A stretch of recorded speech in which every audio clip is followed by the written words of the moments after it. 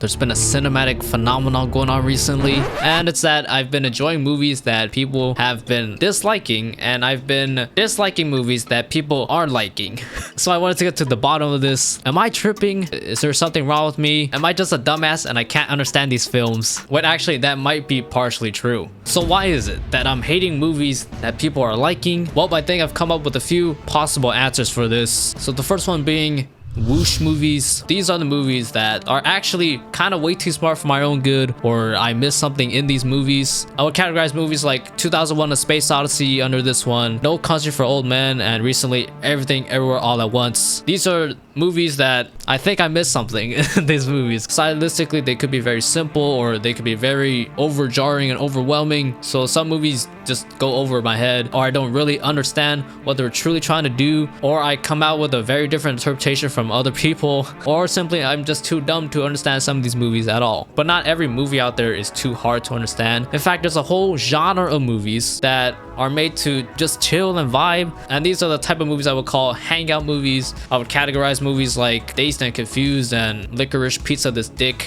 This type of movie I'm the least of a fan of, but I do prefer to watch movies that make me think once in a while. I do enjoy movies that are just easy to take in, but just these types of movies, they're just way too bland for me. My problem with these movies is that they're usually more about the atmosphere and just the vibe it creates, and some of the times these movies, they're just based in a time period that I just don't really care for, like the 80s or the 70s. I was not born during those times, so I don't have any nostalgia for it. And because these movies have just little to no plot and they don't really have stuff for me to think about, what you get is a movie type that I just don't really fuck with at all. And I think that's just one of the big things about you being able to enjoy a movie or not. That's your own personal experiences and just your own identity as a human being. Like, I have personal preferences because I was born at a different time. I was born in a particular city. I was born of a certain race. So movies that are part of a different demographic than I'm a part of, they just tend to not be my style. I tend to prefer modern movies because I'm a modern boy. I tend to prefer movies about the average person because that's what I am. I'm an average person, or maybe slightly below it. And what can also affect your enjoyment of a particular movie are the movies that you've seen in the past. So I've watched Christopher Nolan movies in the past. So I tend to prefer movies that make you think. What you've watched before kind of affects what you enjoy a lot. Like Squid Game, for example. If you watched Alice in Borderland before Squid Game, you might actually prefer Alice in Borderland over Squid Game. But I watched Squid Game before Alice in Borderland, so I prefer Squid Game before Alice in Borderland. Like,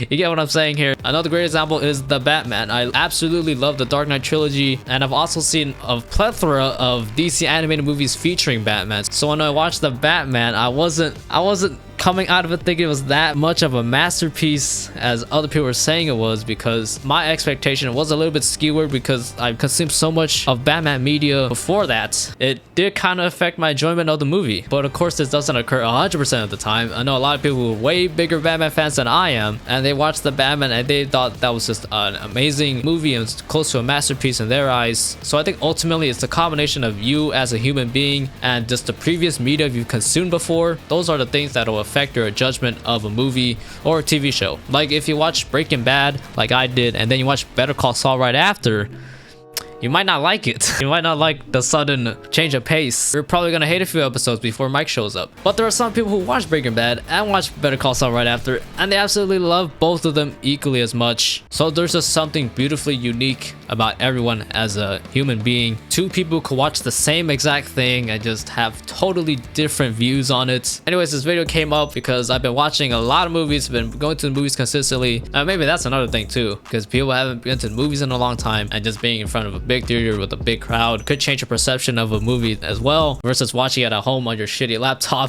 But yeah, I've been feeling like I've been more of a hater recently of some recent movies, while other people have been praising it. But things have been looking up and enjoying more and more things recently, especially on the TV side. So what do you think about this topic? What are some movies and TV shows that are underrated in your eyes? What are some movies and TV shows that are overrated in your eyes? Let me know, because I think it's just fascinating how I could completely disagree with you on something even though we watched the exact same thing. Hopefully you guys thoroughly enjoyed this video, and hopefully this video wasn't overrated in your eyes. But you know what, if you hated this, that's a valid, respectable opinion as well. All right, I'll catch y'all later.